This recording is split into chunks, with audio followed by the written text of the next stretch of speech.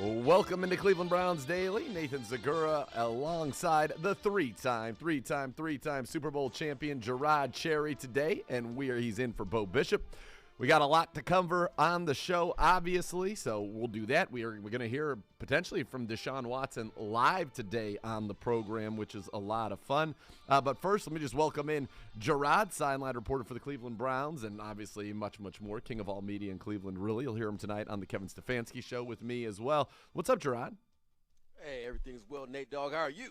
I'm good, man. Obviously, disappointed where we are with this season being over in terms of playoff possibilities, but at the same time, an opportunity to go play a little bit of spoiler, go down into Washington, a team that has scenarios in which they could clinch the playoffs this week, and then scenarios in which they could be eliminated from the playoffs this week. And as a player, Gerard, when you're in this situation, obviously you weren't in it certainly in New England, but if you are in this situation, how do you deal with it? What's the mindset? How do you approach these final two games?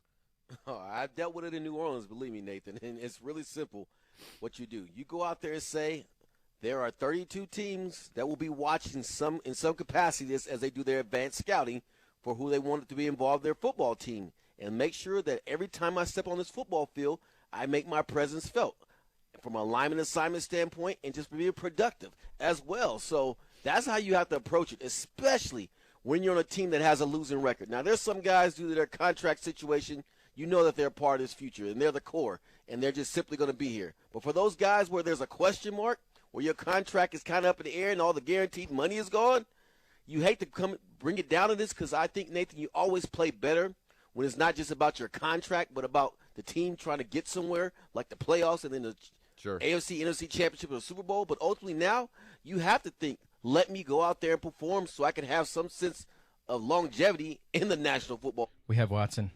All right, Gerard, you're exactly right. Good points there. The eye in the sky don't lie. But let's go now to the podium and hear from Browns quarterback DeShaun Watson. My biggest focus is just trying to, get acclimated to, You're down. To how we run things from practice to, regular game weeks to on game day. So much of the weather I can't really control. That's out of my control. So my main focus is really just preparing myself to, get ready and be the best I can be for us to have a chance to win on Sundays. Amari says that he hopes to work with you a lot in the offseason, and that he's kind of asking you where you're going to be. So how important do you think that's going to be, and where might you guys work out the training? I'm not exactly sure exactly where we're going to work out, but we're definitely going to get, time to, get the timing and everything that we want for the next season adjusted and well repped out. And then for anybody else, I know there's going to be a lot of changes. That's how the NFL roster and season goes, especially in the offseason. So, after the season, talk with Kevin and talk with AB and, try to give a gas of who's going to be here and then get everyone, that, especially offensively, that is can, come out and, train with us and be on the same page so we can get as many reps as we can to catch up. With 2 games left, do you feel like it's possible to end this season feeling as comfortable as you were at the end of 2020, or is there just not enough games, having 6 games to end the season? It's 2 opportunities for me personally to be able to get as close as I can to where I was before. But like I mentioned before, I don't want to be just where I was in 2020. I want to be better than that. So, each and every time, I step on the field, it's my opportunity to get better as a quarterback, learn something new, situational, condition-wise to, operational-wise to play calling, everything that I can to be able to, get myself, up to date. So when I step back on the field, in 2023 that, we don't have those problems anymore. You said everybody will feel it when stuff clicks, right? You said do what, sorry? I think you said that everybody will feel it when it starts to for sure. Click. Yeah. Is it hard to have that patience waiting for that moment to happen? I have a lot of patience, to be honest. I've been waiting patiently for 2 years, so patience is not a problem for me. So I just put my head down and just grind and just work out and just train as much as I can to make sure when that time comes and that moment comes, we'll be ready to go and roll. When you talk about using this time to get comfortable with the organization and how things operate, et cetera, where is your comfort level right now? How do you feel about just, I guess, the rhythm of everything and how things are fitting together? I feel very comfortable. I don't have a percentage or, a level of where I'm comfortable, but I'm, pretty comfortable. I'm happy. I'm enjoying this process. I'm enjoying the each and every day, getting to know everyone. I don't know everyone in the building, so, I'm still getting, to know everyone and how things kind of operate, who I need to talk to outside of football or within football. So, that is just a process it's not just for right now. It's the long run, and that's why I came to Cleveland. It's not about right now. It's the long run. So that's what I'm looking forward to. When you talk about learning different things every time, including conditions, how do you evaluate your play from this past Saturday? It was good. I mean, we watched the tape. Offensively, we did what we needed to do. We had the opportunities to make plays and win the game, and we just didn't capitalize on those. So, talking to some of the guys after the game, the ball, they said, was like a block of ice. Right. Obviously, you're throwing it. And I noticed a lot of your throws were like lasers. Did you have that in your mind that you had to do that to cut through the wind? And also, is there a balance there? Because also, it's hard for guys to catch the ball in these conditions. You got to have a balance. There's a couple balls that, I threw. One to Amari that, I didn't put too much velocity on it, but the wind caught it and went over his head. Another one to DPJ on the fourth down that kind of sailed over his head. It caught the wind. And then also you seen early on, the second play of the game where I tried to throw a drag route to Amari. The wind caught it. And the same way David Chief on the rollout on the bootleg, the wind caught it and it kind of floated up. So, like I said, you can't really control that. You just got to know on certain routes, certain throws that you got to try to fire it in there where you can. And sometimes if you can catch the wind at the right time, that you can, put some air on it. DeShaun and Alex, you talked about your footwork this morning and about how important that's going to be the last couple of weeks of the season. I guess, how do you feel like that's come along since that first game back against Houston? And do you still feel like you have room to improve to get that kind of back to normal? Oh, I always have room to improve. I'm never satisfied. I'm never comfortable. I'm never complacent. So for me, I'm always continue to get my footwork. This is a new system for me. I was so used to a different system back in Houston where, I kind of control my own footwork and depending on timing and different things like now, but this system is more, timing and rhythm. So I have to get used to that and, time being away, I had to try to adjust, and when I came back, some things shifted and moved. So I'm still getting comfortable with that, still getting used to that, but, it's actually, getting better each and every week. Touchdowns have been hard to come by, and they've been mitigating circumstances at first, and it's just coming back, and the bad weather. So this is going to be a good weather day. You got your full team on offense. Would you expect an uptick in touchdowns in this game? I'm always expecting that. We don't go into a game not thinking that way, regardless of the weather. Last week we thought that we can put up however many points that we can. Once those opportunities come, we got to take advantage of that. But we can't force the issue. We got to do the little things and make sure we have our opportunities to get down there to put up points. So, this is an opportunity for us to be able to continue to improve as an offense, as a whole, and as a team to go out there, score points, and show what the Cleveland Browns is about.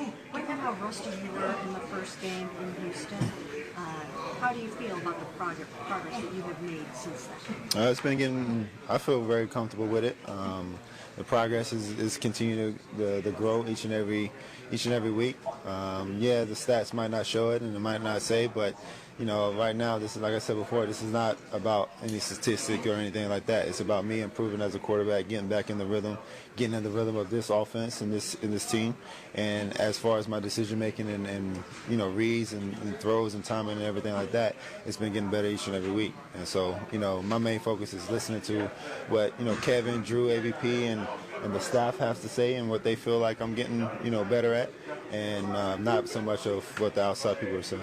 Is there one specific area you feel like you've made the most progress over these last four plus weeks? Just operationally, just being able to operate in the system, not having probably one operational penalty in 4 games, as I think, maybe 2, but That's really good, and then just being able to control my footwork within the system, and just being able to have opportunities to make plays. Your touchdown run was a design run, it was an improvised, called run.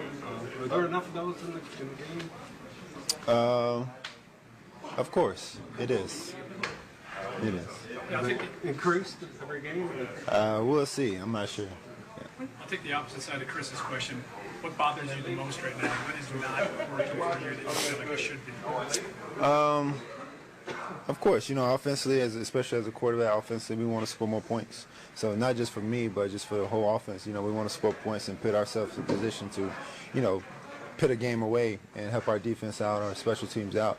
And I know it's a team game, and we have to complement each other, but we can help ourselves offensively, and I take pride of that, and I take full control and responsibility of that. So just whatever we need to do to figure out each and every week, going against a different philosophy and a different team and different coordinator, we got to find ways to put more points on the board. You've been in this spot before where you're not in the playoffs and the guys are kind of playing it out.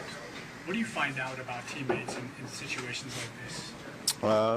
Pretty much who loves football.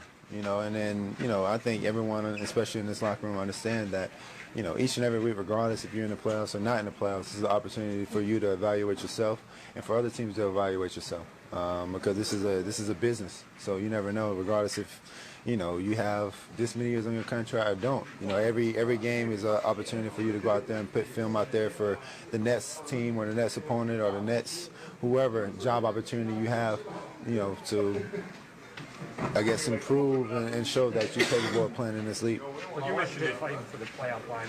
When you watch that defense, what makes them so pesky and feisty? You can tell that they play together and they understand their philosophy and what they want to do on defense. It's of course starts up front with all 4 or 5 of those first rounders up front, and then it trickles in to the linebackers to the secondary. They play with confidence and they know who they are. So we got to go out there and we can't slack in any area. We got to make sure that we try to go out there and win our one-on-one matchups, because there's no real weaknesses in that defense. So we got to go out there and we respect them and we respect every player on that team. You mentioned you can't just pay attention to the stats. Is it a tough adjustment coming to a climate where maybe you have to look beyond the stats because the numbers aren't going to look like they did for you when you're playing inside all the time? Like I said, my main focus is winning. I came to Cleveland to win the Super Bowl. So by any means, if that's throwing the ball 5 times or throwing the ball 40 times and scoring 5 touchdowns and scoring 0 touchdowns, as long as we win, that's all I really matter, and that's all I really care about. So the stats and stuff like that, I've done that before. I've had opportunities before. I led the league in passing before. Scored a lot of touchdowns, did Pro Bowls, all that stuff. So like I said, my ultimate goal is trying to get that ring, and I'm going to do whatever I can to be able to try to have the opportunity. Bouncing off that with Nick Chubb, the way you run the football, is that kind of something you expected, maybe the stats to kind of drop down because of the way you guys run the ball, because of kind of the offense that you're in? Is it more about kind of that balance than it is about your stats? Like I said, I doubt Kevin is going into each and every game plan thinking that he's trying to get somebody's stats or anything like that. Like I said, the stats and all that stuff is for the outside media and the outside people, the fans to talk about. But when you're going in each and every week, you got to adjust. You got certain teams that take away the run game and want us to pass, and vice versa. So, you got to go in each and every week thinking that you're going to have opportunities, and when those opportunities come, each person got to take advantage of it. So you never know how those stats are going to, shape up and shape out. So, we have, and of course, it's a transition for me coming in as a quarterback. We do a little bit different stuff than the previous quarterback. So. We all adjusting and learning on the fly. DeShaun, the last play, 2 more. Last play of the game. Stand by. Releasing the ball. Were you looking at certain things? Or? No, the guy made a good play. They had a great coverage. No one was open. I stepped up, and 96, I think it was 96, made a good play. Like I mentioned before, I can't end the game with the ball in my hands, but you got to give the Saints credit. They made a great play. He came in late, and he made the play. We just talked after every single loss. Stand by. This had on Saturday, Kevin ends up back on the hot seat, and everybody wants to run him out of town. So my question to you is, because I know you mentioned last week that you guys had a good meeting, but my question to you is, how important is it for you to build on what you and Kevin started this year, to move forward together, and to continue on intact? Yeah, it's very important to be able to build that opportunity, that trust, and that chemistry between each other. We only had 4 games with each other. A little bit of off season, but we want to do that. But that hot seat stuff and all that, that's for media and the talk and stuff like that. People that make those decisions, it does the right thing for this organization. But we all trust Kevin. We love Kevin. We support Kevin. We respect Kevin and everything that he about the Cleveland Browns. And so, we're going to continue to build that trust and build that chemistry and look for the future. Thank you. You're up.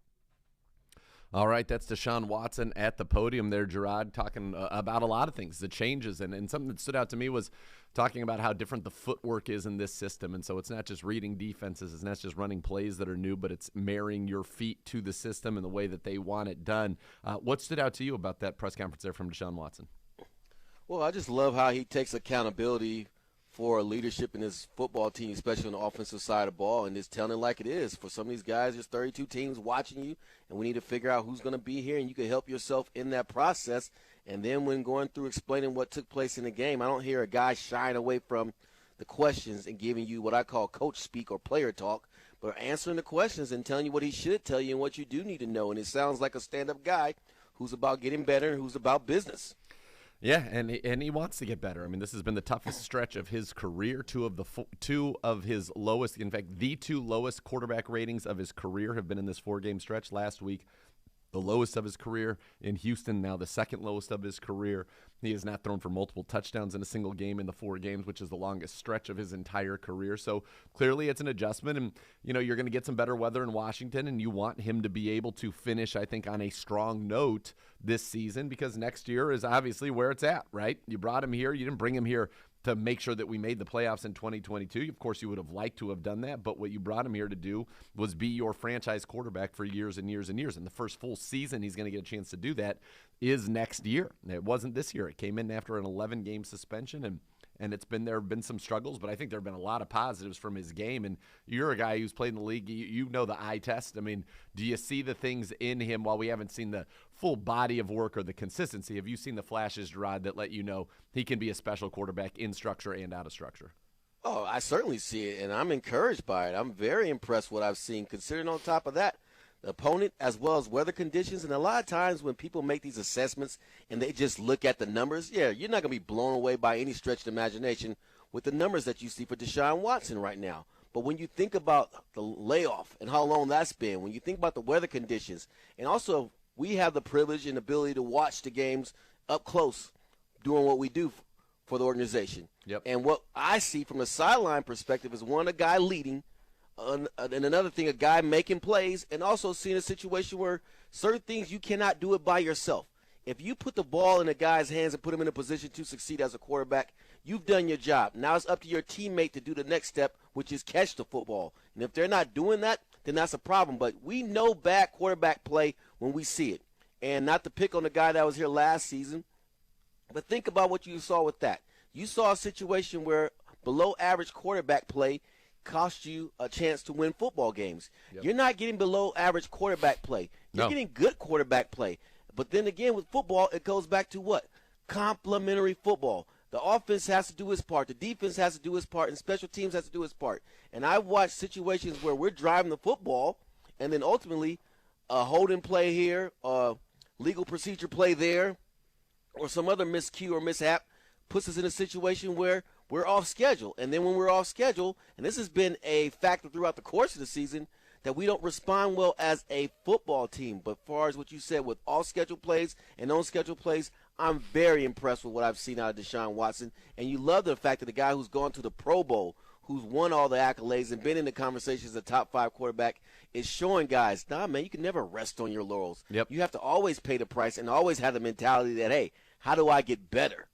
You're exactly right about that, Gerard. And I'll tell you, people made so much, why'd the Browns throw it 31 times? 11 of our pass attempts in that game against the Saints came on the final drive in unbelievably adverse conditions. So there was 20 pass attempts prior to that. It was 11 on the final drive. And on that final drive, he drove you down the field in a 2-minute drill situation, made the plays that he needed to, and then put the ball on guys twice in the end zone that were not able to make the catches. And so I actually was encouraged, and Bernie really pointed that out yesterday on the show about what he thought he saw from DeShaun Watson there and what he was able to do in terms of that. Some updates as you get ready for the Browns and the Commanders this Sunday. It's so funny. We've had so many Saturday games in a row. It's like I forgot we play on Sundays. It's normal again. Jadeveon Clowney and Demetric Felton not practicing due to illness today. Jed Wills was working on the side for the second straight day back. Jack Conklin, Veterans Day off for the Commanders. Chase Young, who missed yesterday's practice with an illness, was back. He played 30 snaps in his debut this season last week. You'd expect more there, as this is a monstrous game for the Commanders. Monstrous game for the Commanders. All right, we've got the mailbag coming up today, so tweet us your questions at Browns_daily. Use the hashtag AskCBD. A little mailbag Thursday. It's hard to believe that it is Thursday, but it is. And you are listening to Nathan Zgur, Gerard Cherry. It's Cleveland Browns Daily. It's brought to you by Ballybet.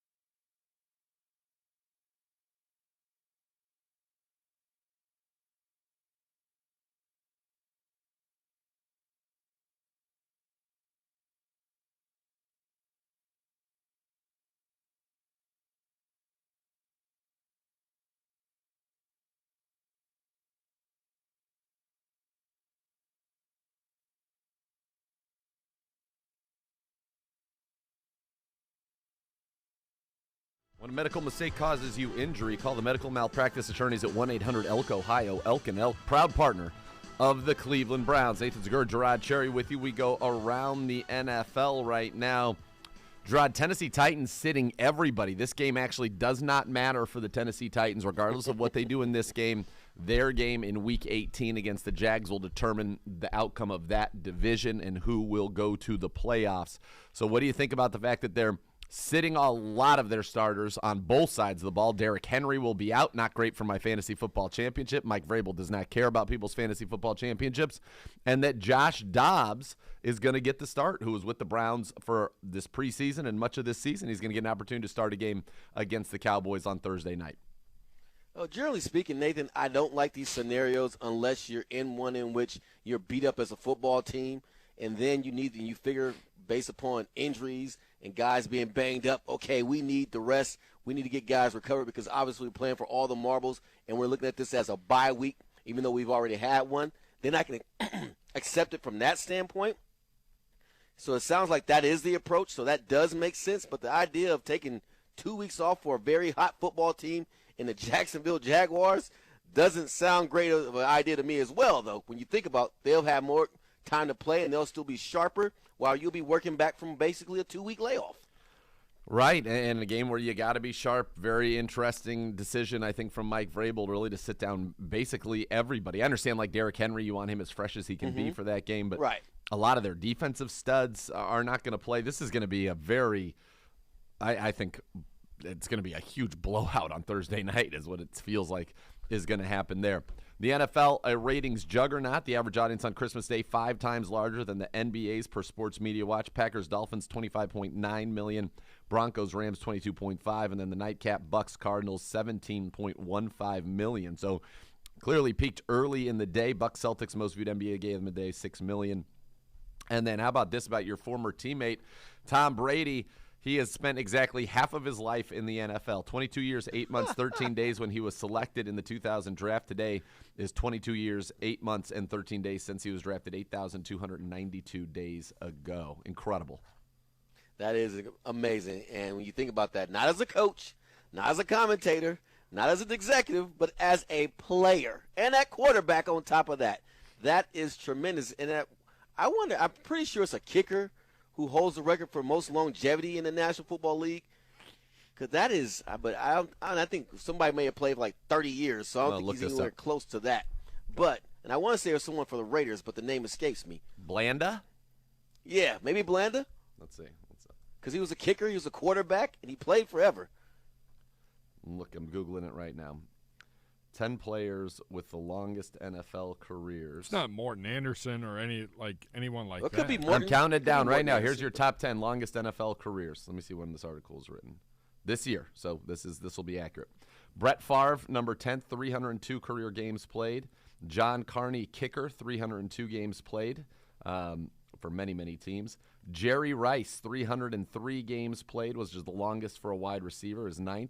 Phil Dawson, 305 games played, Browns, Niners, Cardinals from 99 to 2018 is 8th.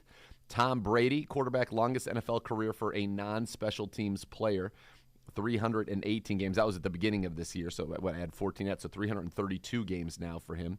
Jason Hansen, the kicker for the Detroit Lions, 327 games, all with the Lions for 20 years, 1992 to 2012. George Blanda, so it was a good guess by us. He comes in at number 5. 340 games played, a career that spanned 4 decades, the 40s, the 50s, the 60s, and the 70s, which is that's just a record, though. Yeah. That's insane. Yeah, that's crazy. Jeff Fiegels, the punter for the Giants, Seahawks, Cardinals, Eagles, and Patriots, 1988 to 2009, 21 years, 352 games. Gary Anderson, kicker for the Steelers, Vikings, Eagles, Titans, and Niners, 82 to 2004, 22 years, 353. Your former teammate, Adam Vinatieri, he was 365 games, 1996 to 2019 with the Patriots and the Colts, so 23 years there. And then the record is Morton Anderson. Morton Anderson, the kicker, good one by Gibbe there for the Saints, Falcons, Chiefs, Vikings, Giants, 1982 to 2007, so 25-year career. Blanda's the only one, though, it appears, is the only one in 4 decades. Because 4 decades. 40, started in 49, ended in 75. See, that's what I'm talking about, years, not actual games, because obviously I used to play 12 games. So if you put the amount of time that when it went to a 16-game schedule, years. he blows it out of the way. Or 26 years, I'm sorry. 26 years would be, I think that's the longest, because Vinatieri was 23, Morton Anderson was 25. That's incredible. Yeah, incredible stuff there. But Tom Brady, longest non-special teams player in the NFL. I mean, there are people who played in the NFL long enough for like their kid to be born, go to college, graduate from college, get their first job for a few years. That is wild, man. Jerry Rice. It's funny though. The two longest non-special teams players are like the GOATs, right? Jerry Rice, right, and Tom Brady. Incredible. And guess what they have in common? Work extremely hard. Yep. So when guys think, okay, I just got to go out there and do my job.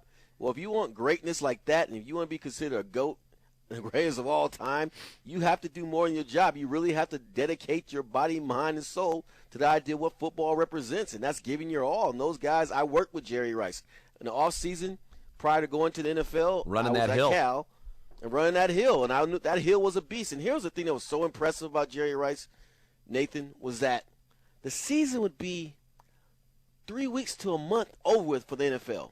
And you got us out there training for the combine, getting ready for all that. Jerry Rice was out on the football field somewhere in Palo Alto. I don't even remember the college we worked out at. And training. A month removed from a season, if not shorter. Running routes on air.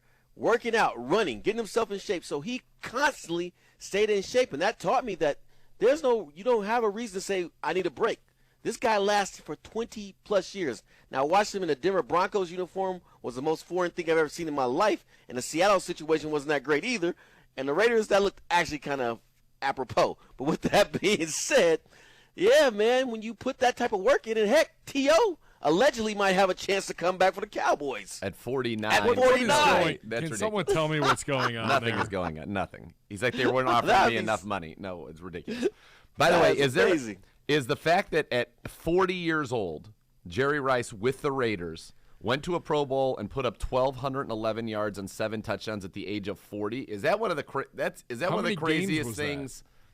It just feels like that's to be 40 in the NFL at a wide receiver and put up 1,000 yards, over 1,000 yards and 12 touchdowns. He went to the Pro Bowl, guys. He had 92 catches, 1,211 yards, and 7 touchdowns at the age of 40. How many games? 16. 16 games.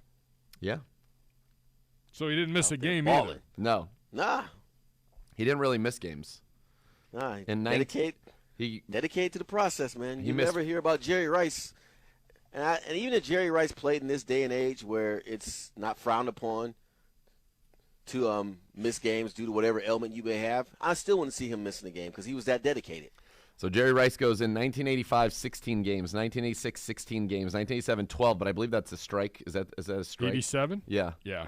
12, so he didn't miss a game there either. By the way, he had 22 touchdowns in 12 games that year. No big deal.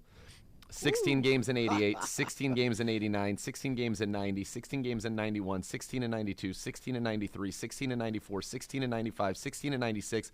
Got hurt in 97, only played 2 games.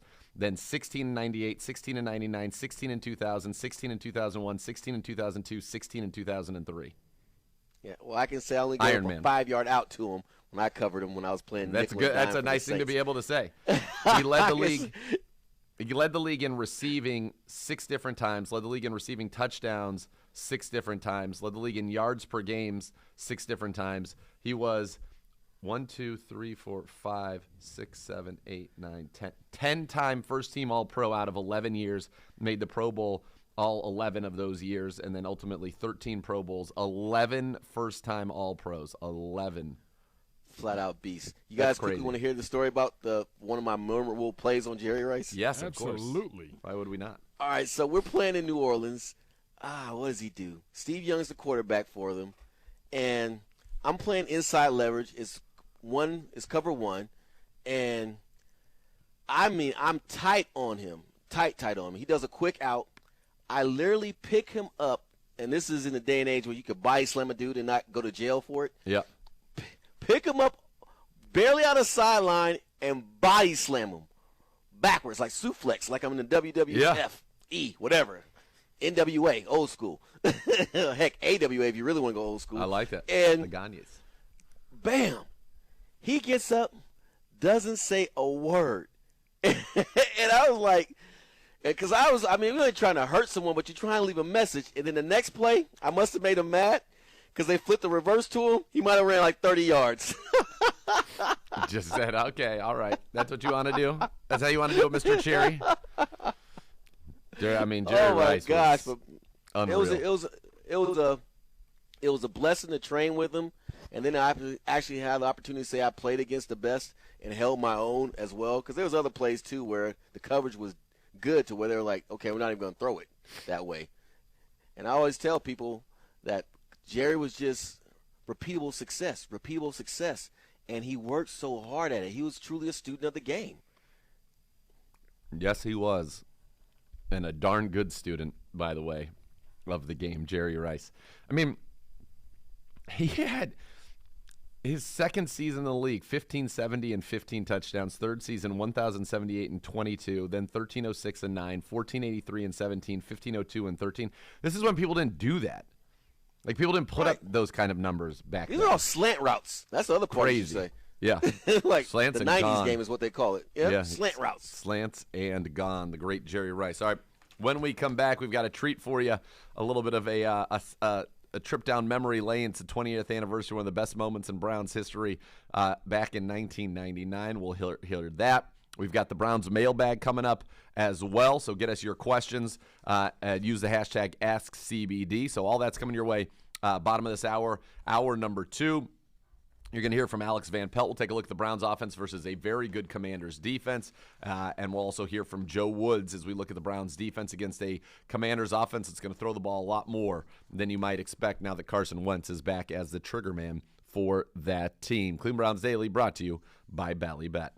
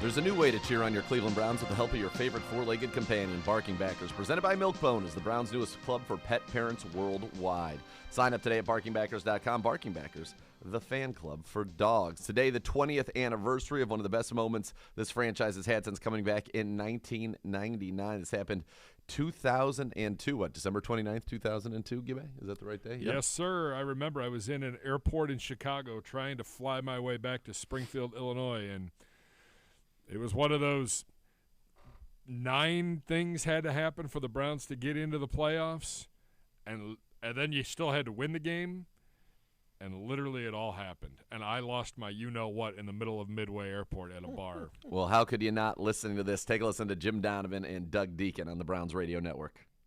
On second down, they give it to Green. Green, stutter step, he's through. First down, 40, 45, 50, 45, 40. Run, William, run! 20, 15, 10, 5, touchdown!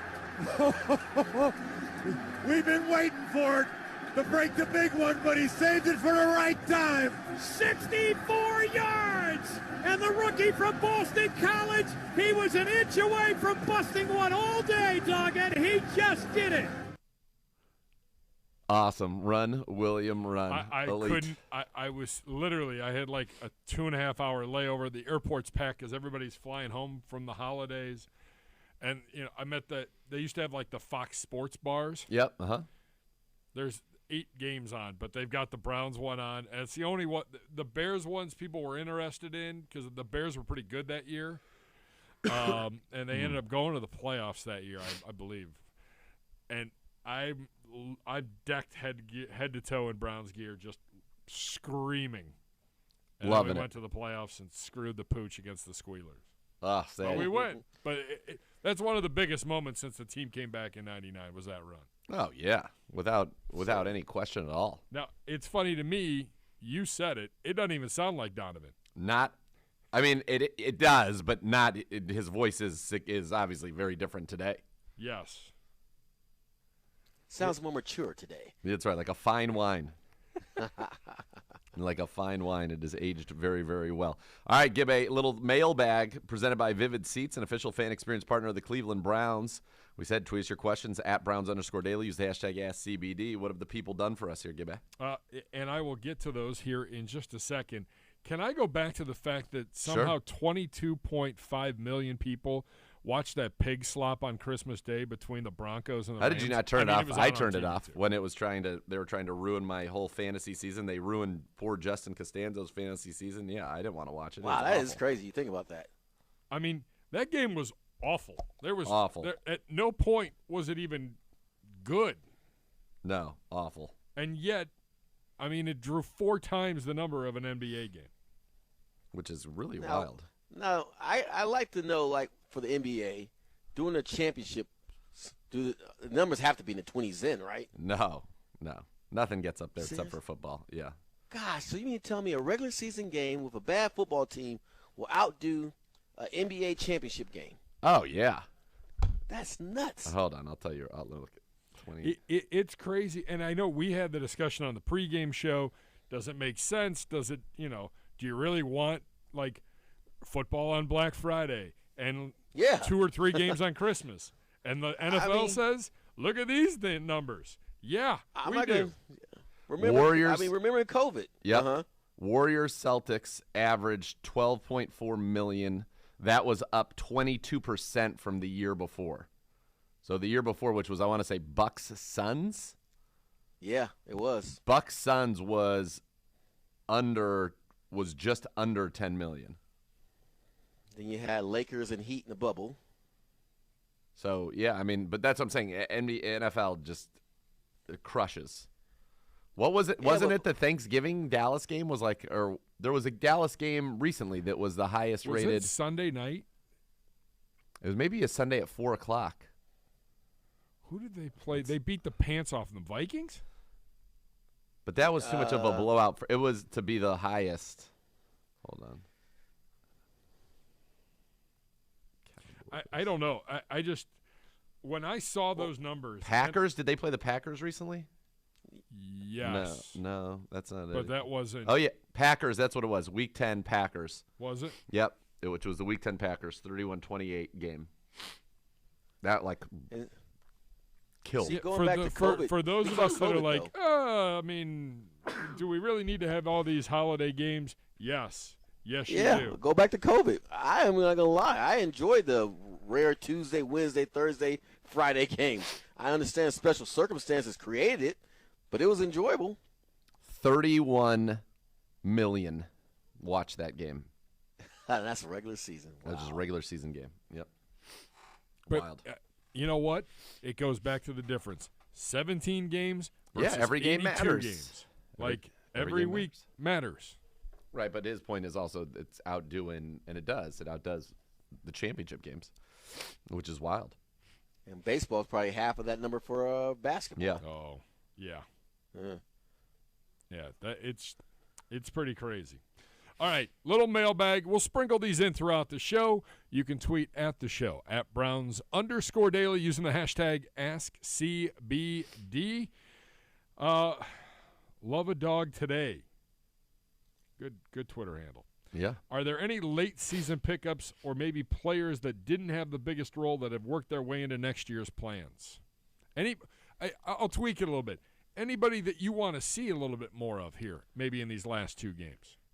Yeah, I would say that, on the defensive side of the ball, your draft picks, so we won't count them, but people that have come to the team, I think Chase Winovich, when he's been healthy, which has not been often, but has made a little bit of an impact since he's come back. Deion Jones, Reggie Ragland, these are guys that, could they stay in the system next year? That's really it. I'd like to see more of D'Anthony Bell. Does he have a future actually on this roster other than special teams? It feels like Ronnie's time may be coming to an end here, so he's somebody that I wouldn't mind seeing more of. And then offensively, the guy that I want to see more of is Jerome Ford, because it's likely that Kareem Hunt will be playing for a different team next year. Dearness Johnson could be as well. Is Jerome Ford ready to be your number 2 running back? And he showed a lot of flashes there in the preseason. Jerron, anybody you want to see? Oh, yeah. Heck yeah. I want to see more Reggie. And the reason why I want to see more Reggie Ragland is simply put the body size and what he represents. I think moving forward, you're going to have that type of a physical presence in the middle of the defense in order for teams to say, you know what, we're not going to necessarily try to pound the ball down your guys' throat every chance we get.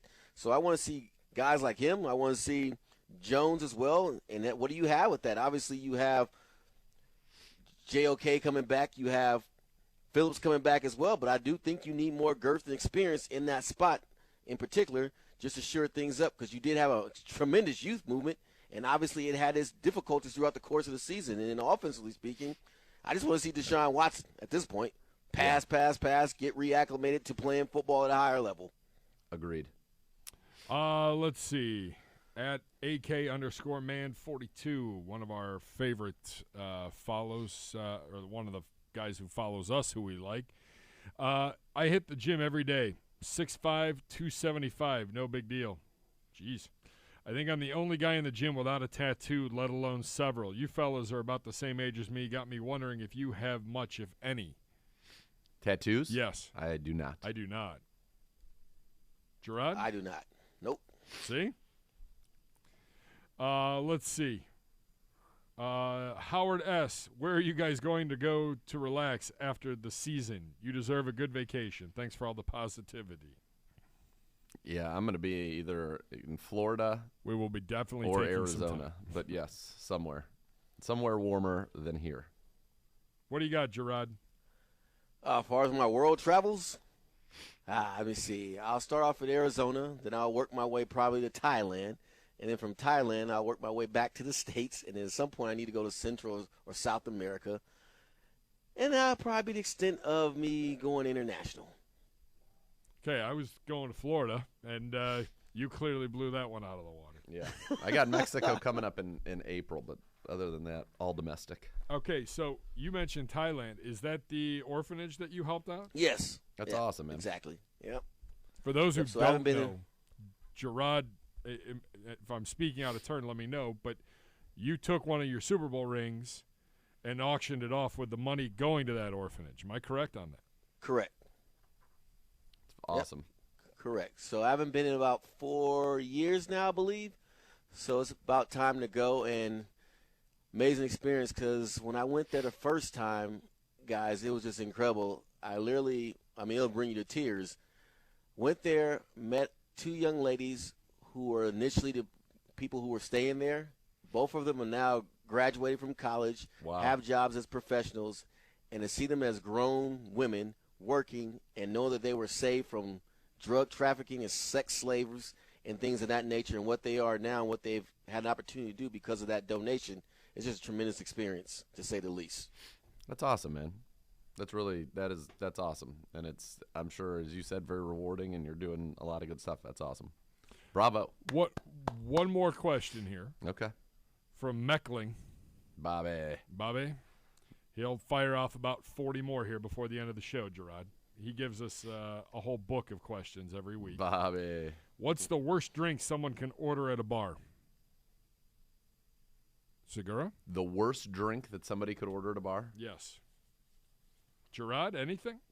I don't know if there's necessarily a worst drink. I mean, I'm not a fan of I'm not a fan of club soda in drinks because there's no sweetness in it. So anything with club soda, I would be like, nah, no thanks. What's the context? Like, if we're just at a normal that's bar, literally what it was. If we're at a normal bar and somebody's ordering like a rum runner or like a Mai Tai or some type of a rum punch drink, I would probably be like, huh? A White Russian, because I feel like it's no longer Big Lebowski's main era. But just seeing anything with like a milk or a creamy drink is gross to me. I think any milk product probably in an establishment.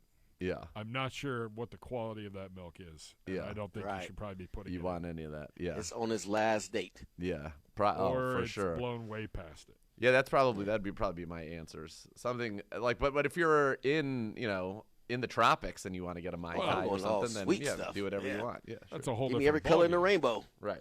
Give me every drink with an umbrella. Down the hatch. Let's go. All right.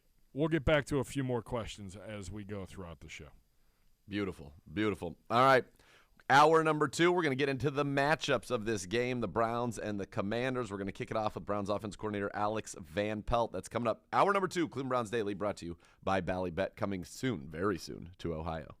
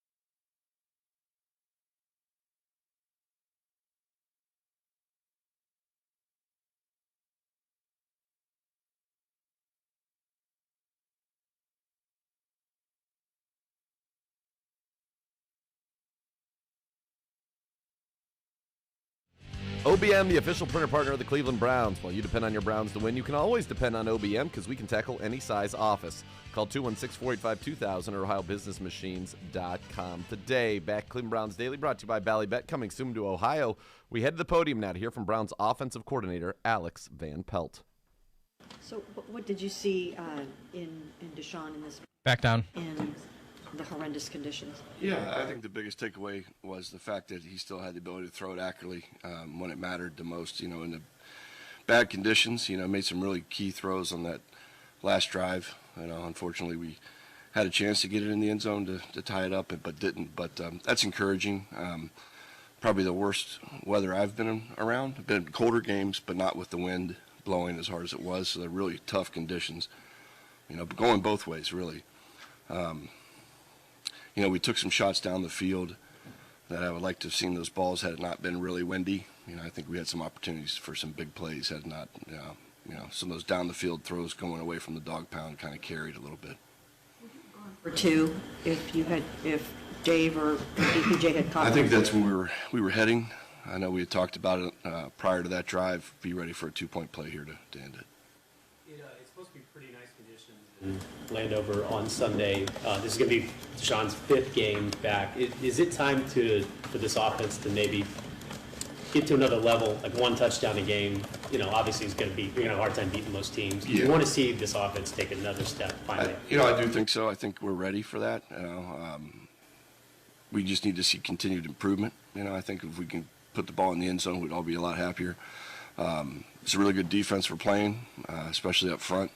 You know, so our challenges are there. But yeah, we should definitely see more productivity out of us, especially as we get down in the red zone. We haven't scored when we've gotten down there like we should. Like when it comes to throwing it or running it, if he's outside the pocket, right? The plays where he's kind of, you know, extending the play and it looks like there's a chance to run, but it feels like he's throwing it maybe more than he's running. Like, how do you guys deal with that? Yeah, I mean, you always want to extend the play as long as you can to make the defender choose one or the other. Probably talking about the play to Donovan where he had a chance to run it. You know, he's the first thing he said, I should have played that longer, played, you know, and pressed it more. Those are things we talk about. So that wasn't a designed QB run. It was a keeper, you know, where Donovan is the first read. But in those situations, again, it's just playing experience and doing it more and more and more and having a feel for, hey, we got to keep pressing, make that defender choose one or the other, and then do the opposite. Even with the designed QB runs, like, is there a sweet spot where we don't, you know, as a team, you don't want to run him more than whatever X number of plays? Because it feels like he's got that ability where that's a big time threat. Yeah, I mean, I think that you know, you could see a lot more QB run design, but again, you're taking it out of Nick Chubb's hands, Kareem Hunt's hands. I don't think that's a necessity. Other teams may rely more on the QB run when they don't have strong runners, as we do. So I think it's finding that mix of what gives us the best of both worlds. You know, you don't want to take touches away from Nick and Kareem, but at the same time, you don't want to have the defense, you know, not playing the whole field. So they have to be responsible for the quarterback as well. And it's our job of finding that happy medium and somewhere in between. Alex, 2 weeks left, I guess. What are some of the most important steps for DeShaun to take during this time? I just continue to own the system and understand operation in and out of the huddle, play calling, the footwork improvements each week. You know, those are the biggest steps, just to continue to improve in those areas. You know, the accuracy's there. You're starting to see that come back. His ability to make plays on the move is back. So really it's just a matter of just really fine-tuning footwork, operation, all the things that come with quarterback play. You mentioned that Commanders D-line a little bit. What makes it so good?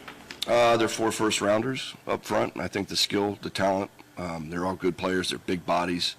They're powerful, physical, with twitch. So it's a good combination. They've obviously built that team through that defensive line on that side of the ball. And, you know, they're playing at an extremely high level. What did you see out of Young in his first game back? You know, finding his way, but, you know, haven't played against him before. Obviously, he's a dangerous player and will probably get more playing time and improve his play style as he goes. But, yeah, really good challenge for us up front. Those guys are, you know, as good as the 2 inside players are as good as there are in the league. Defensive tackle and the edge players are exceptional as well. So big challenge up front for our line. with Jack signing his extension, you've got him locked up. You've got Wyatt, Joel, Jed, of course, still on that rookie deal. How important is it to have that stability on the line? It's huge. It is. It's just to have the same guys working together and the same coaches and the calls. They just get better each year. So to have Jack locked in, guy who just really deserves every bit of that. The work he put in after the injury last year to come back and to be really good at right tackle for us it's a tribute to him, and really happy that we got him locked up for a while. And in the middle with Ethan, he wasn't slated to start, but he's been really good for you guys. What have you What a seen great job he's done, really stepping in when Nick got hurt right away and never really missed a beat with him. Is a great job of the guys upstairs getting him into the building. For him to be re-signed? I would think we would. I mean, I wouldn't make those decisions. 1 minute. In his play this year, that we would say we wouldn't want to see him again next year. This is Washington's one in the league in time of possession, and you guys are number 2. Mm-hmm. Is that something you guys think about, like before going into games? Do we really want to, possess the ball for as long as possible? Yeah, it kind of happens organically when you talk about staying positive on first and second down, giving yourself manageable third downs, and then converting on third down. That kind of falls into extended drives in time of possession. We don't say, hey, we need to win time of possession this week. We say we 30.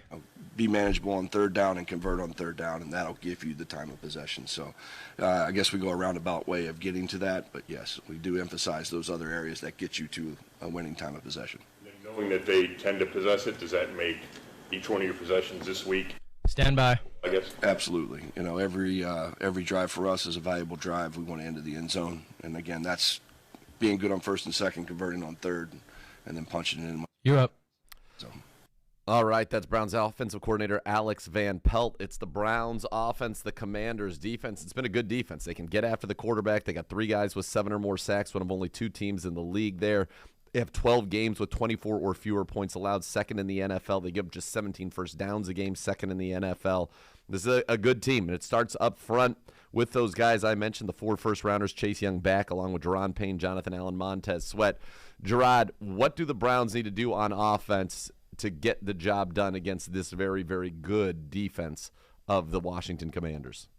Well, it's really simple. You have to attack what is their strength, and in the process of doing that, dominate them. And you do that by running the football. Now, I'm of the presence of mind that we're going to pass when opportunity presents itself, but you really have to send a physical message to this football team and tell them the following through your actions and how you play that.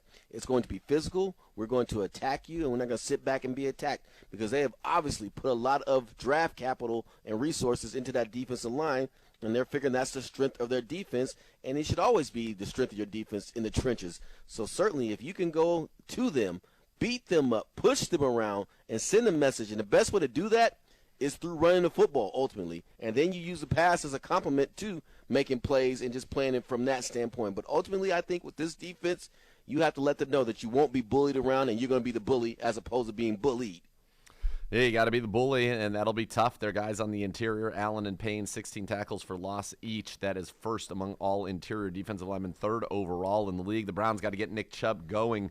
It's been 4 straight games with under 100 yards and no touchdown for Nick Chubb. That's the longest such streak of his career. What's the matchup you're going to be watching the most here in this game? Really, I'm going to, from an offense versus our defense, I really want to see how posted, because I'm of the opinion that the guy is all-star caliber and that he's a Pro Bowler, and I hope we can bring him back. But I really want to see what he does against Allen and against Payne, because you can make the argument that those 2 guys right now are the heart and soul of that defense, and from a production standpoint, they're putting up greater numbers. I understand that Chase Young has been out due to injury for majority of the season, so you take that for what it's worth. But if you can have a situation where Posick and then you have Antonio and Teller, which I believe is our strength on the offensive line, if they're dominating, I'm watching that, because I think that's going to play a huge dividends to the outcome of this football game. Yeah, the interior of our offensive line against the interior of their defensive line. And then I think on the back end, how can our receivers, how do they do against a secondary that's been okay? It hasn't been great. Kendall Fuller, Benjamin St. Juste, who's had a nice season, a 3rd-year player, was a 3rd-round pick last year for them out of Minnesota, 2nd-year player. How can we do that? And I do think, though, we can take advantage of their linebackers in coverage, David Mayo, Jamin Davis. We'll see if the Browns are able to do that. But I think it's going to be about, you want to throw the ball Absolutely. Do you have time? Jed Wills against Chase Young, and Montez Sweat. That's going to be a big matchup as well. What are the biggest challenges for an offense when you face a defense like the Commanders that can get home with 4, they don't blitz much, and then they play a variety of coverages behind it, but a lot of quarters, they play a lot of quarters and a lot of cover 3? Oh, well, that's the hard part right there, because when you can rely on the 4-man pass rush, that frees you to drop so many guys in the coverage, and if you're going against if you have an inexperienced guy there, then that creates a problem because they just see so many bodies out there fogging up his passing lanes. But when you have a guy like DeShaun Watson, this is the beauty of having him there. All that gets thrown off schedule because of the fact that he can do what? Extend plays and move around and make things happen. So what you want to see, one is give DeShaun Watson enough ability to escape the pocket if necessary, and if he is stationary in the pocket and he's not called for him to run around and it's a 3-step, 5-step drop situation, then you just simply hold up the end of the bargain. And you know what, Nathan, you are right. I do want to see what Jed Wills does against Chase as well, because I figure they'd match him up against him, and that's going to be a pivotal matchup because obviously if we do pass the ball and we are in second and third long situations, obviously we need to hold up on the outside with Conklin and as well as Wills. Yep. But ultimately, to beat a team like that, you have to just dominate in the trenches, and you can't let that pass rush dictate things because that just opens – what you want to see happen is that they have to say, you know what, we're not getting home with the 4-man rush, and then we have to bring a blitz, and then you know you've got them. So you never say invite blitzes, but in this case you do. In this case, you do. They also play 91% in sub-package, 73% nickel, 18% dime, and maybe that's something the Browns can exploit on the ground here against this team. They've done a pretty good job, though, all year against the run. They've been a good defense, quite frankly, for the Browns. Who's your X factor on offense in this one? Really, for us on offense, it comes down to DeShaun Watson. Can he make more steps? Can he continue to elevate? Because last week, I like what I saw considered the weather situation. Yep. And if you think about it, if Chief catches that football or if Diamond catches that football, we're probably telling a different story today about that game and its outcome. And we don't have to explain, well, you've only had 1 touchdown in the past 4 games. And obviously, it has not been as bad as that sounds in my opinion. But maybe I'm looking at things from a brown, rose-colored glasses. Sure. But in my mind, though, I see a quarterback making leaps and bounds of steps compared to what we saw the first week when he was on the football field. It's not even close. Oh, yeah. Couldn't agree with that anymore. And then finally, so your X factor, DeShaun Watson. Mine, I'm going to go David Njoku. I think we have a good matchup against their safeties and a good matchup against their linebackers in the pass game. Their linebackers both given up over 100 rating in coverage. One of their safeties, Derek Forrest, 5th-round pick last year. It actually has 4 interceptions, leads the team. He's played very, very well. But Cameron Curl, 7th-rounder in 2020, he's been really, really poor in coverage. 81% completions, 121 rating. I think the Browns absolutely have an opportunity if Curl is back, and if not, to get after Jeremy Reeves, who's really just a special teams guy but had his first start of the season. He's somebody I think the Browns could go after in coverage, and I think David Njoku could play a big, big role there in that respect for the Cleveland Browns. All right, when we come back here, talk a little bit of championship fantasy football.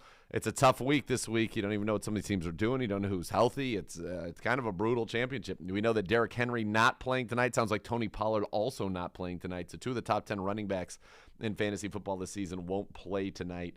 I do think you want to get all your Cowboys in there and certainly that Dallas defense, but we'll talk about that. We'll take some more of your questions from the Browns mailbag as well. 2:30, Joe Woods and the defensive matchup against the Commanders offense that now has Carson Wentz at quarterback. You're listening to Cleveland Browns Daily, brought to you by Ballybet.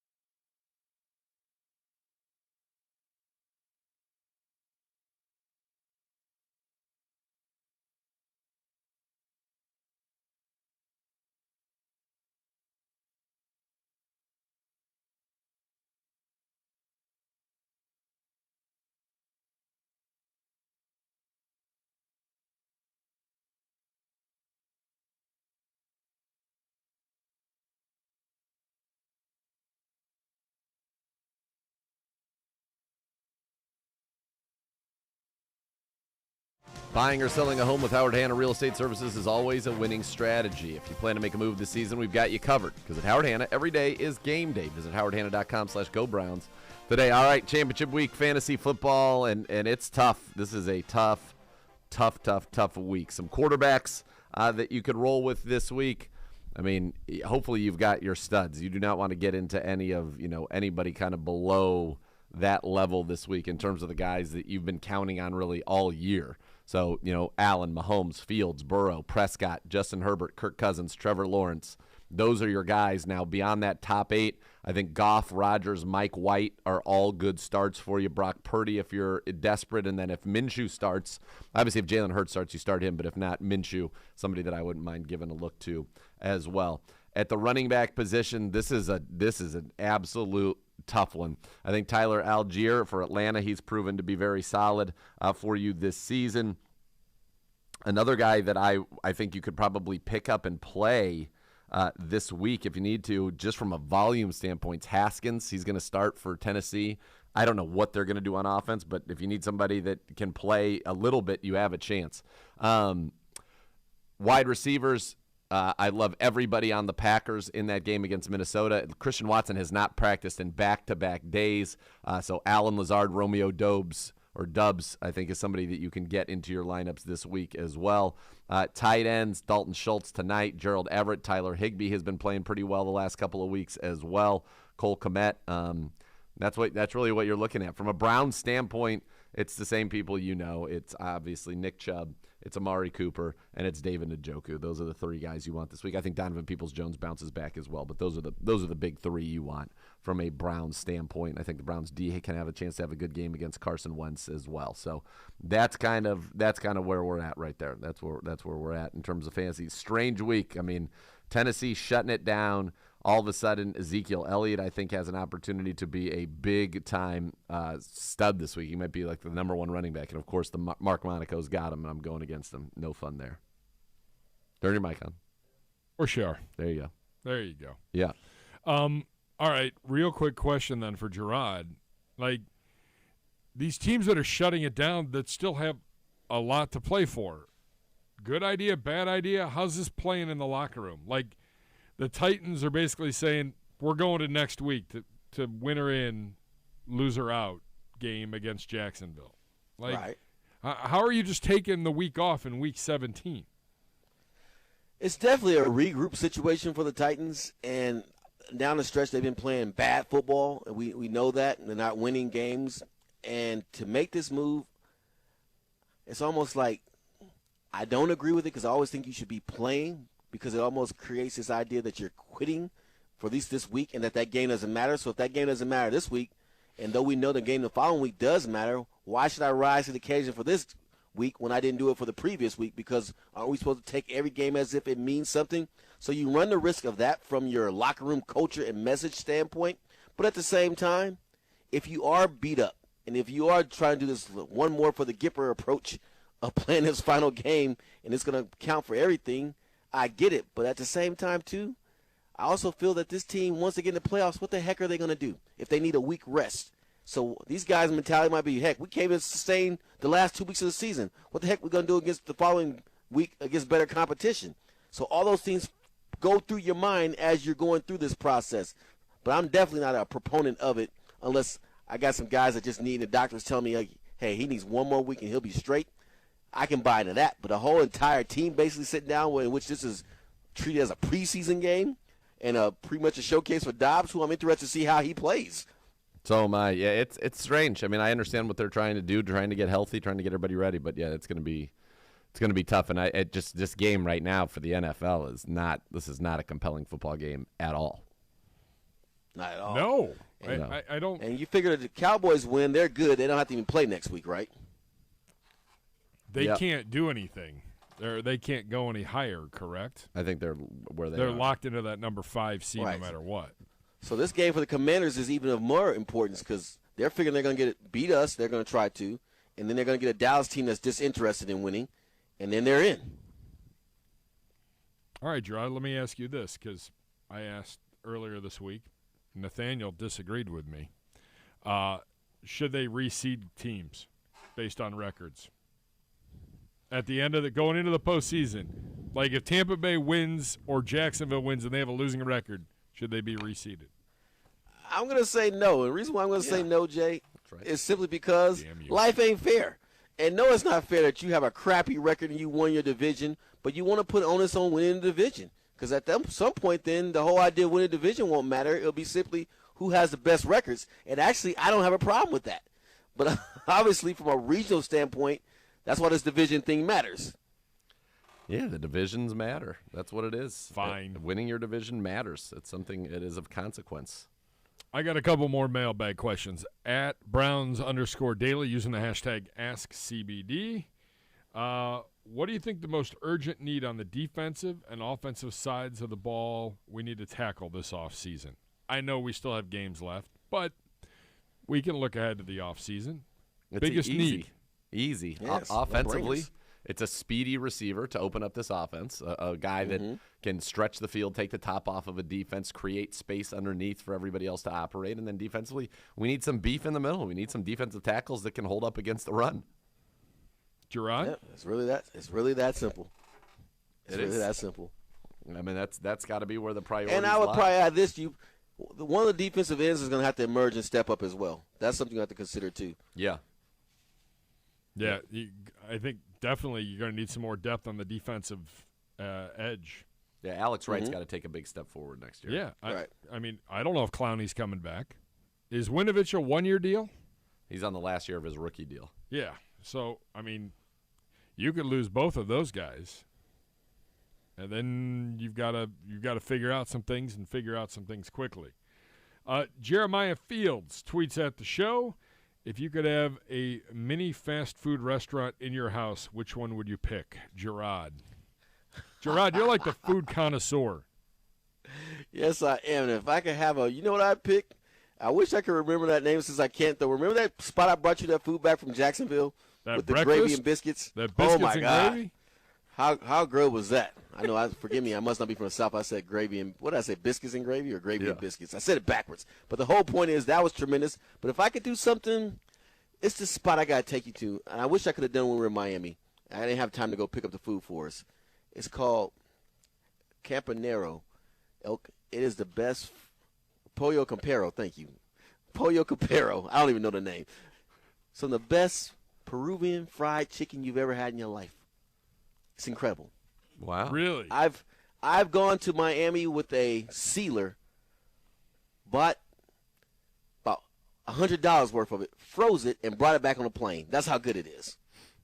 Wow. What? That's wild. Yes.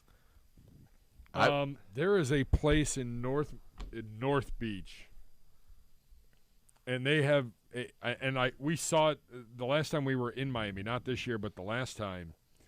They do a skillet fried chicken, maybe Yardbird. It was on like Guy Fieri's Diners Drive. Like we found it, and we had to take like a 45-minute Uber ride. It was worth every penny, every minute in the car. This skillet fried chicken was off the charts. I feel like you guys are on very like small scale. Like I was interpreting that as like a big fast food company. I was thinking a fast food chain. Yeah. I don't know what I want.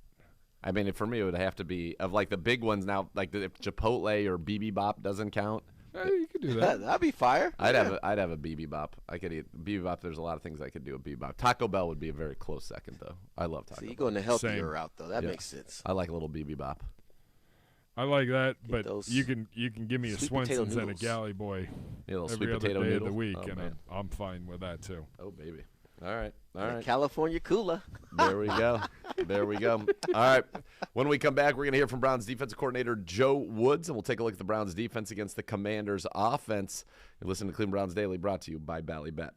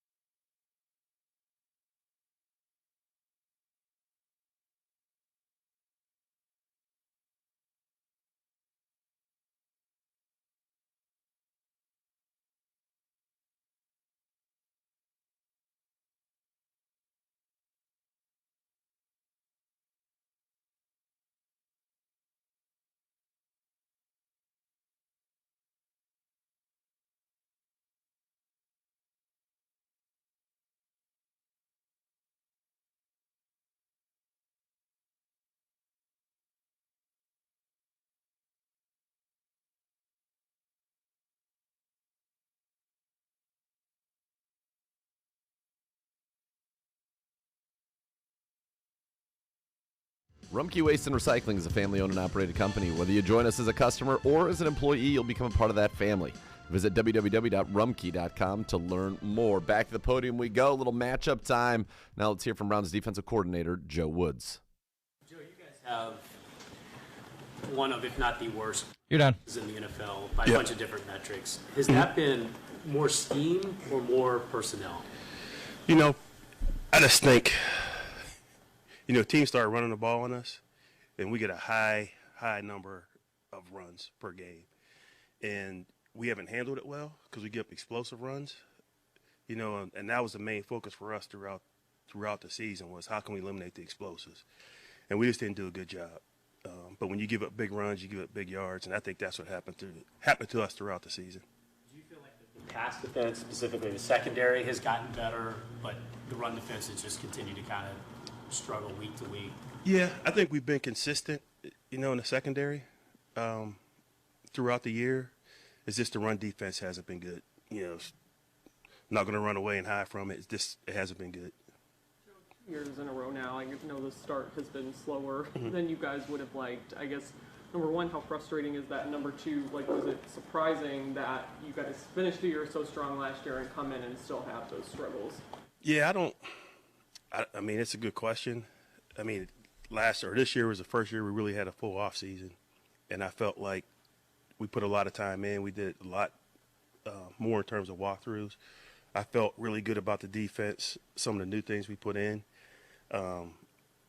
Just I don't know. For whatever reason, this feels like we start slow, and some of it may be, the preseason. You don't do a bunch. You face different offensive schemes. You're trying to feel what you do good. But overall, I really can't put my finger on it. He likes playing inside, but kind of wants to do it less than he did this year. Is that possible? Can there be a role where maybe he does some slot but isn't every down slot guy for you? I think the more you can do, the better. The more versatility allows us to do certain things in terms of creating matchups and moving people around. When you're in there, it's a little bit different. You got to play like a linebacker. So we'll try to find ways to do that. But again, I think the versatility for him is the most important thing. Joe, before game day and on game day, when Miles has to sit a series, is that a big deal? No. I would want him out there all the time, but we try to rest him. You always want your best guys on the field in those pass rush situations at the end of the game. Have you gotten the best from Miles on Wednesday through Saturday this year? Yeah, Miles has been fighting through it. I mean, there's times when he's not out there practicing. He's dealing with injuries. Especially, his upper body injuries. But when he gets out there, he gives us his best. About the discipline and the execution of your defense this year not being maybe what you wanted. Have you seen guys take accountability for missed opportunities, missed execution moments out there on the field? For sure. And that's the thing. I mean, in the games that we played well and we won, a game really comes down to 2 or 3 plays. You make 2 or 3 plays, like say you get off on the third down, where in a game you don't get off on the third down, you take 8 more plays.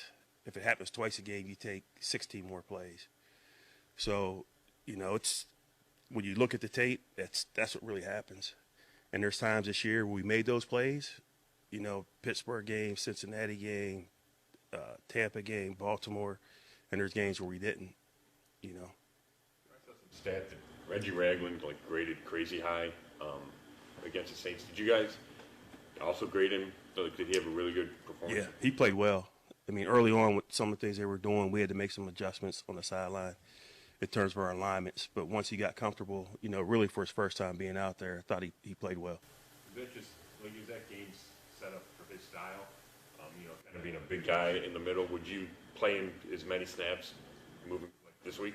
Yeah, I think you play him and just see what he can do. Based off of what he did last week, we definitely have a rotation with our linebackers based on what type of package we're in. But we're going to put him out there and see what he can do. Yeah. In terms of the big picture of the defense, kind of going back to Ashley's question about kind of 2 years in a row, starting slow and then finding your footing a little bit. Just wondering, is there anything did you maybe start maybe too complex and have to scale things back? to help guys, make fewer mistakes. Has that been a pattern at all? I don't think so. I mean, our scheme isn't really that big, and we really do the same things. We just package them differently, and that's what I really tried to eliminate after we started making some mistakes. Instead of having double calls or calls based off the formation or based off the back, but we were still running the same calls. But I don't feel like that was a problem. Coming into the season, were you concerned about the run defense, or has this been stunning the way that it's kind of unfolded? I was not concerned about the run defense. I know there was questions. The big thing since I've been here, we've had a lot of turnover. And I knew this year we drafted 1 minute. So it's going to take time for those guys to develop. But going into the season, I wasn't concerned with the run defense. In part because you had some good linebackers that didn't end up being there for you as the season went on. Yeah, this felt like we had our whole linebacking crew back. Obviously we evaluated some of the guys we brought in. It just felt like they fit our scheme. And again, most of our run issues are just execution based or tackling. So it's fundamentals are just really trying to 30. Davian, what would be the benefit does he want to play these last two games? Coming off of a concussion, and if so, do you think he will? Yes, I definitely think he wants to play. He was in good spirits yesterday, so yeah. Stand by. To him playing these last two games for sure. We need him.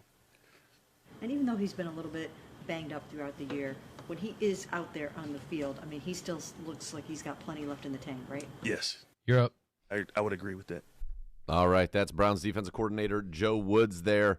All right, Gerard, the Commanders go back to Carson Wentz. They throw the ball a little bit more with Carson Wentz. They average about 25 more yards passing per game with Wentz this season.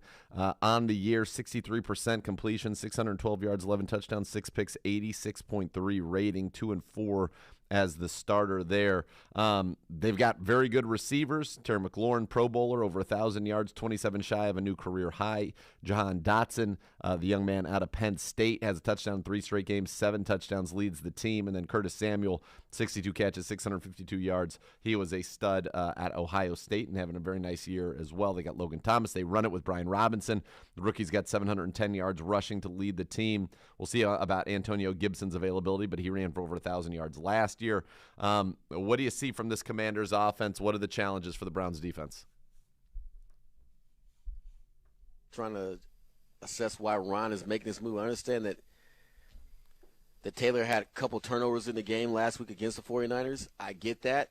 And you're saying to yourself, he's the one who I feel sparked this team, was a catalyst to get these guys to play better once he took over and they went away from Carson Wentz. So to go back to him is really perverse in my mind. But at the same time, Carson did have some good numbers in the latter stages of a game that was out of reach. So against the 49ers last week. So it makes no sense to me why they're going to him in the first place because, again, not to bang on Carson Wentz, but he has not been the best of quarterbacks of late. But with that being said, you like the fact that there are multiple offenses that can do different things. The receivers are talented. Our secondary is talented. So I'm looking forward to that matchup to see how we handle things. The thing that concerns me most is what concerns me about our team all year is how are we going to stop the run.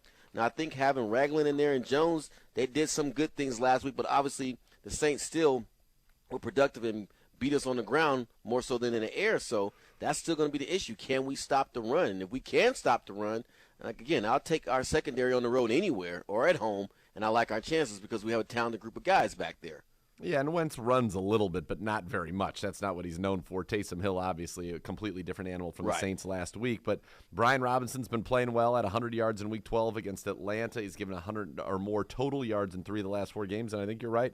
They will run the ball. Wentz, one thing he does well is throw it down the field on vertical passes of more than 20 yards in the air, 14.9 yards per attempt, 4 touchdowns, a quarterback rating of 113. So we have to make sure the ball does not go over our heads in this game. What's the number one matchup for you in this one? Is it the corners and their receivers, or is it our line against their running game? I really think they're going to go our line, go try to run it against us. So I'm going to say our line in the running game. I mean, you've seen it. You witnessed it. Why would you not try that? Every team that said, you know what, we're going to pass the football, ultimately what have they done? Only one team has beat us through the air, in my opinion, and that's the Dolphins. Is that fair to say? Yep. Yeah, they I can't think of another team that has dominated us from a passing standpoint other than the Dolphins. No, you're right. The rest of it's been the running game. So why would you not do that? Give it a try. I'm sure they will. But at some point, if they lack in success, they're going to go to the run game. And that's been working for a lot of teams. It has been, and that'll be the formula. Again, we'll have to see if Gibson is ready to go. Gibson's a guy who's given them over 1,000 total yards and 10 touchdowns in each of his first 2 seasons. He's got 899 and 5. Robinson was their rookie third-rounder, who, remember, was shot in a carjacking, didn't debut until week 5, still has 710 yards on the season and has been playing some of his best football lately. So that will be, that's going to be a big matchup there. Who is your X factor on defense this week? Well, for us on the defensive side of the ball, again, I go back to the guys in the middle. And to his credit, haven't given him enough credit, Jordan Elliott actually has been playing pretty good for the past few weeks. Now, granted, it's going unnoticed because, of one, he's in the interior. We don't talk about those guys because it's not sexy. But he's been doing okay. But this week, we're going to need his services again because when he plays well, our defense tends to play well also. So I'm looking at Elliott. If he can have some dominant presence up front, that's going to certainly help the cause. Yeah, the guys up front. And I think it's going to be about guys getting pressure as well on Carson Wentz. Pressure. He takes a lot of sacks. He will turn the football over. Certainly. So Miles, Clowney, Winovich, Alex Wright, all those guys getting after the quarterback gives this defense, I think, a chance to really make some plays, which would be great to see there.